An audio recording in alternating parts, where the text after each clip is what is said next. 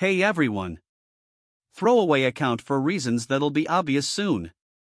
I've been lurking on here for a while, but now I think it's finally my turn to spill. I, 34M, have been married to my wife, 32F, for 6 years. Let's call her Bella because she is drop dead gorgeous. The kind of woman who turns heads when she walks into a room. Long dark hair, legs for days, that wild energy that makes you feel like you're on fire just being around her. She's smart too, but, emotionally? Let's just say she's a walking soap opera. Beautiful, hysterical, and completely unpredictable. Our relationship has always been a bit of a roller coaster, passionate highs, screaming lows, rinse and repeat. But I loved her. I still do, in a way that makes me hate myself. So when my company planned this weekend camping trip for employees and their families, I was all in. Bella was surprisingly enthusiastic about it too. She even went out and bought new hiking boots and this tiny little tank top she said was just for the woods. I figured maybe it would be good for us. Get out of the house, unplug from the chaos, roast some marshmallows, reconnect. My best friend and co-worker, Nate, was coming too and bringing his wife, Lisa. They've always been the golden couple, sweet, dependable, a little boring if I'm being honest. But Bella loved hanging out with Lisa. Said she was grounding. We drove up Friday afternoon. Tents, sleeping bags, booze, and enough bug spray to coat a small army. Everyone was in high spirits. The first night, we sat around the campfire laughing, drinking, and telling dumb ghost stories. Bella was in a good mood, playful, even affectionate, which was rare for her in public. If I'd known what was coming, I would have bottled that moment. Because it was the last time I'd look at her and not feel completely hollow.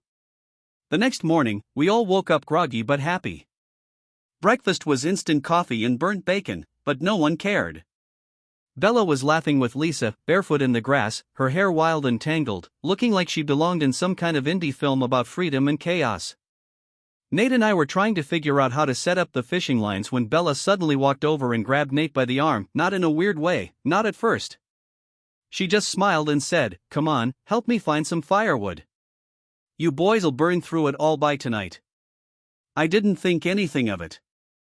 Nate was always the helpful type. Bella was always the demanding type. I just nodded and went back to trying to keep the damn bait from flying off the hook. But after 10, 15, then 20 minutes went by, I started getting this weird, gnawing feeling in my gut. You know when something just feels off, and your brain starts filling in blanks you don't want to see? That's where I was. I tried to brush it off, told myself they probably just went further out to find dry wood. But I couldn't sit still. So I told Lisa I was going to go look for them. She didn't seem suspicious, just said, "Tell Nate to stop being a wood snob and grab whatever's dry." I left the camp and started walking down the trail that leads deeper into the trees. I wasn't sure what I expected, maybe they just wandered too far. Maybe Bella twisted her ankle and Nate was helping her back. Hell, maybe I was just being paranoid. But then I heard them. Voices. Laughter. Bella's laugh, high-pitched, breathless. Flirty. And Nate's lower one, almost nervous. I crept closer, trying to be quiet. My heart was slamming in my chest so loud I thought they might hear me coming. And then I saw them. Leaning against a tree. Bella was pressed up against Nate, her hands on his chest, his hands on her waist. They weren't kissing, not yet. But it was close. Way too close. Intimate. Familiar. Like this wasn't the first time. I froze. For a second, I couldn't even feel my body. It was like all the air got sucked out of the forest. Then she kissed him. Pulled him down by the collar and kissed him. I turned around and walked back to camp, trying not to throw up. When I got back to the campsite, I didn't say anything at first. I just sat there, pretending like I didn't feel like I was about to come apart. Lisa asked if I found them, and I just nodded and said, "They're on their way." A few minutes later, they came strolling in, all smiles.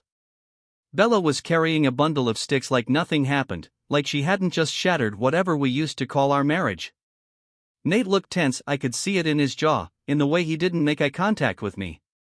Bella came over and dropped the firewood next to the pit. "Mission accomplished," she said, grinning. I stood up and looked her straight in the eyes. "You done?" She blinked. "What?"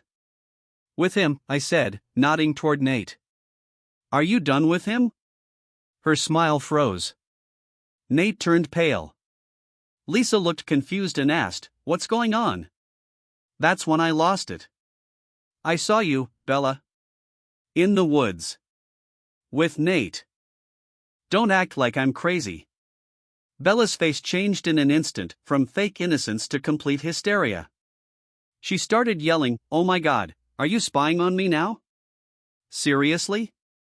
You're insane. You've always been paranoid." I said, "I wasn't paranoid until I had a reason to be." Lisa just kept saying, wait, what is he talking about? "Bella? Nate?" Her voice was cracking, tears welling in her eyes. Nate tried to say something, but Bella cut him off. "Nothing happened.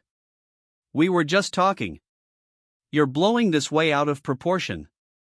"Talking? With your hands all over him?" I shot back. "You kissed him." She didn't even deny it. Instead, she flipped the script. "You don't even pay attention to me anymore. All you do is work and come home tired and expect me to be some Stepford wife." I stared at her in disbelief. "So cheating is your solution?" She crossed her arms, breathing heavily, eyes darting around like a cornered animal. "Maybe if you acted like a real husband, I wouldn't have to look elsewhere." Nate looked like he wanted the ground to swallow him whole. Lisa was crying, hands over her mouth, staring at him like she didn't even recognize the guy. I didn't yell after that. I just walked away, into the woods, where no one could see me come apart. I don't know how long I was in the woods. Maybe an hour, maybe more. Time just stopped making sense. I sat on a fallen log, staring at nothing, trying to get a grip, but the anger and pain kept coming in waves.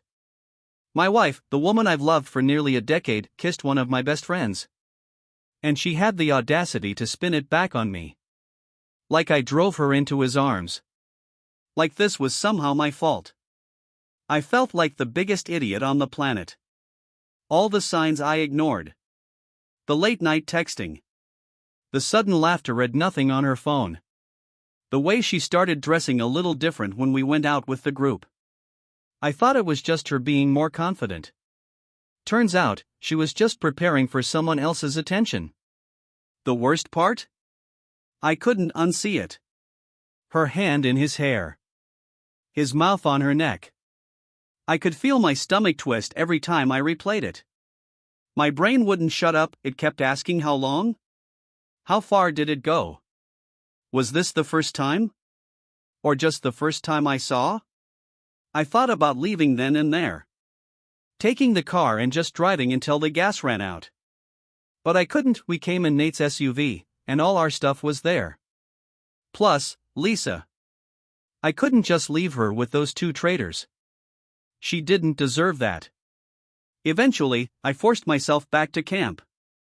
Everyone was quiet. The fire was burning low. Bella was wrapped in a blanket, sulking on a camp chair like she was the victim. Nate was nowhere to be seen. Lisa was sitting alone, her face red from crying, bottle of wine in hand. When she saw me, she stood and whispered, "I'm so sorry. I had no idea. I swear, I didn't know anything." I nodded. "I believe you." And for a moment, standing there in the smoky glow, two betrayed people in a bubble of disbelief, I felt something strange, not comfort, exactly, but connection. That night, I couldn't sleep. I laid in the tent, staring at the nylon ceiling, hearing every whisper of wine through the trees and every crackle of dying embers outside. Bella and I shared the tent, but we might as well have been on separate planets. She turned away from me the second we zipped it shut, curled into a ball, crying silently into her hoodie. I didn't say a word to her. I didn't yell. I didn't ask why again.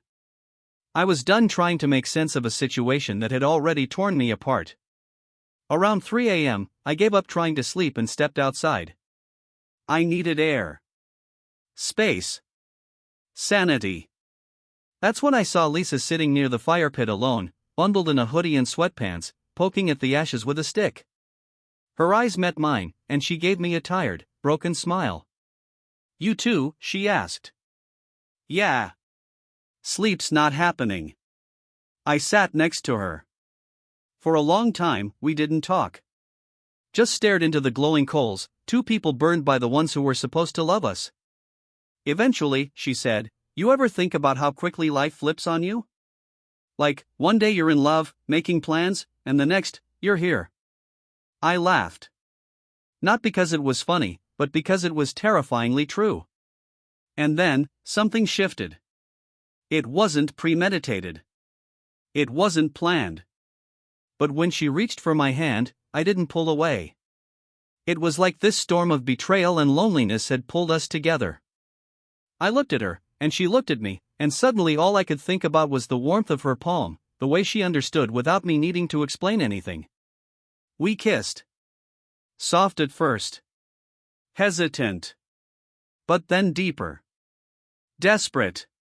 Like we were trying to drown out the ache with something real. We didn't stop ourselves. That night, while our spouses slept or pretended to, we crossed a line of our own. I should have felt guilt. But all I felt was seen. For the first time since everything shattered, I didn't feel alone. I woke up with Lisa's head on my chest and 1,000 alarm bells going off in my brain. The fire had long gone out. The forest was quiet except for birds chirping and someone zipping open a tent nearby. We were still near the pit, curled up together on a blanket someone must have left out. Reality hit like a hammer. I just cheated on my wife. With my friend's wife. Because my wife cheated on me. With my best friend. It should have felt like a mess, and it was, but somehow, it also felt equal. Not revenge. Not planned. Just survival. Like two people clinging to the only warmth in a freezing storm. Lisa stirred and looked up at me. Her eyes weren't wide with regret. Just tired. Sad. Resigned. "You okay?" she asked softly. "Not even close," I said. "But I don't think I'd take it back." She nodded slowly. "Me neither." We sat in silence again until the tension around camp started to shift. People were emerging, making coffee, stretching, walking toward the lake.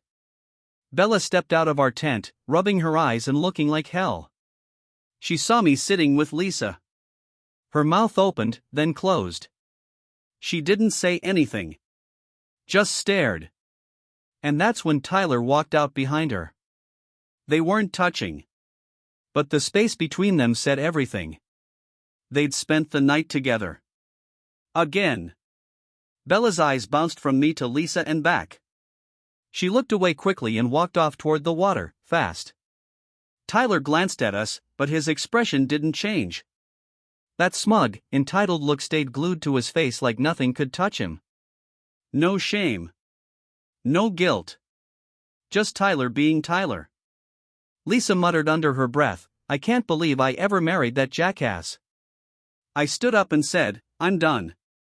Done pretending. Done playing nice. Done swallowing everything just to keep some illusion alive." Lisa stood with me. "You thinking what I'm thinking?" she asked. I nodded. It's time to break the script. We didn't hide anything when we walked back into camp together. Lisa and I didn't hold hands or make some grand statement. But we didn't avoid each other, either. We stood close. Talked low. Shared a coffee.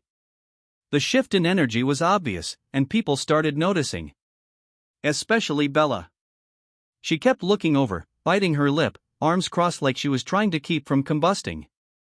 Finally, she cornered me behind the main tent, her voice sharp and shaky. "What the hell was that last night?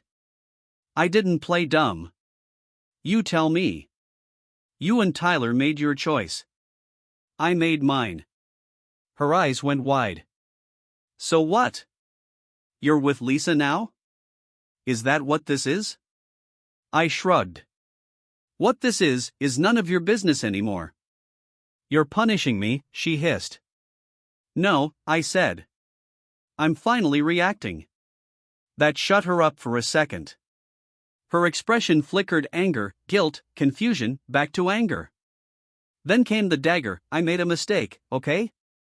I got drunk, and it happened. But you're throwing everything away for her? I laughed bitterly. You made a mistake multiple times. With my best friend. While sober.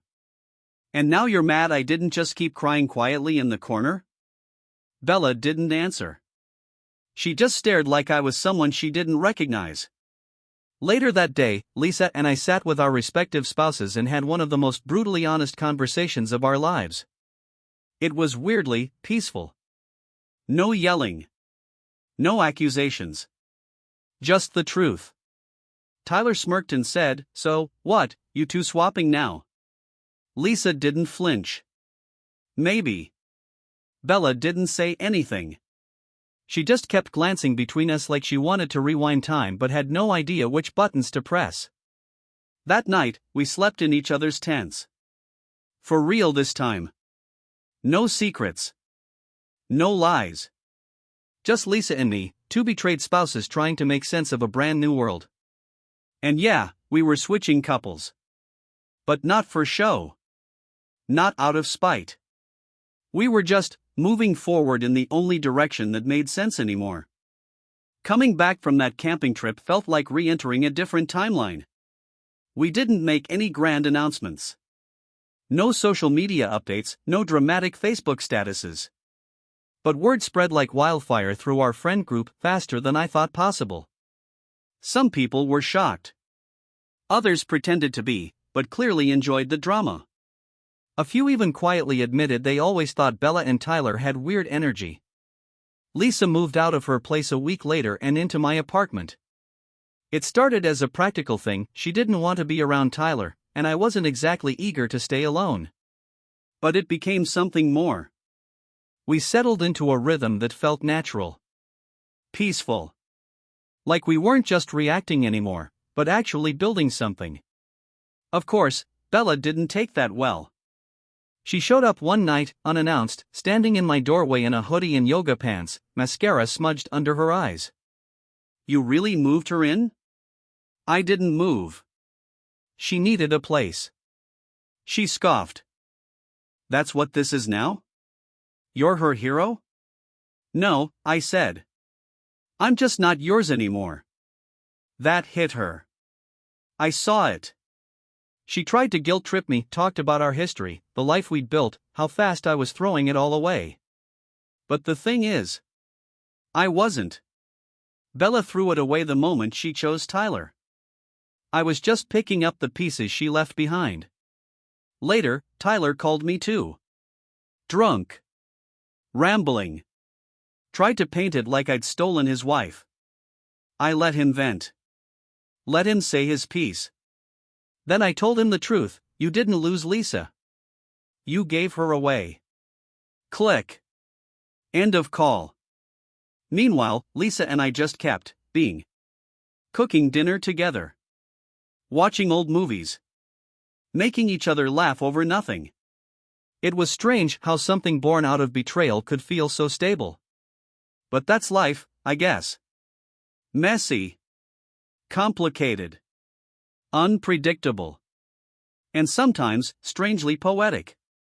Life with Lisa was, for lack of a better word, quiet. No screaming matches. No walking on eggshells. No sudden storms over forgotten errands or misunderstood texts. Just peace. We both knew what hell looked like, so we appreciated calm in a way most people don't. We kept things low-key. Went on walks. Cooked. Talked about stupid stuff late into the night. It felt like we were healing together, not just from Bella and Tyler, but from years of ignoring our own needs. And then came the twist. One morning, Lisa sat me down at the kitchen table. Her eyes were wide, fingers nervously wrapped around a coffee mug she hadn't even sipped. I need to tell you something, she said. I swear, my stomach did a backflip. My trauma reflex kicked in hard. I thought, here we go again. What now? She took a deep breath. I'm pregnant. My brain blanked. Pregnant? We'd only been, well, it was possible. And she looked terrified, like she thought I was going to run. But I didn't. I laughed. I actually laughed. Not because it was funny. But because, after everything, after betrayal, lies, emotional wreckage, this was the thing that scared us? I'm not going anywhere, I said, finally. Not again. She teared up and I pulled her into my arms. It wasn't a fairy tale. There were still scars. Trust issues. The occasional awkward run-in with mutual friends who didn't know what to say. But we were figuring it out. Together. No more secrets. No more lies. Just two people who found each other in the ruins and decided to build something new. If you told me a year ago that I'd catch my wife cheating on me in the woods, sleep with her best friend the same night, and end up in a relationship with her months later, I would have laughed in your face. Or maybe cried. Probably both. But life's weird like that. It doesn't care about your plans. When I look back now, here's what I've come to understand. Cheating doesn't come from nowhere, but it's never justified. Bella was beautiful, vibrant, and exciting. But she was also impulsive, selfish, and emotionally unpredictable. I spent years mistaking chaos for passion. That was my mistake. But the betrayal? That was hers. Trust your gut. When things feel off, they usually are. I ignored red flags. I thought being a good husband meant tolerating bad behavior. I confused patience with self-sacrifice. Pain can lead to clarity. The worst night of my life, walking into that clearing, seeing my wife with someone I called a friend, led to the clearest moment I've ever had. That was the night I took my life back. Healing is messy. I didn't expect to end up with Lisa. It wasn't part of some revenge plot or rebound spiral. We just saw each other. Understood the damage. And tried to grow something honest from the ashes. You're allowed to move on in your own way. People love to judge. Trust me, we heard it all. But unless someone's lived through it, they don't get to tell you how to heal. You do what brings you peace. And finally, if you're reading this and you're being betrayed, get out. You'll survive. It'll hurt, it'll suck, you'll question everything. But you'll come out stronger. Wiser. Sharper. And maybe, if you're lucky, you'll find someone who sees you fully and doesn't flinch. That's what I found with Lisa.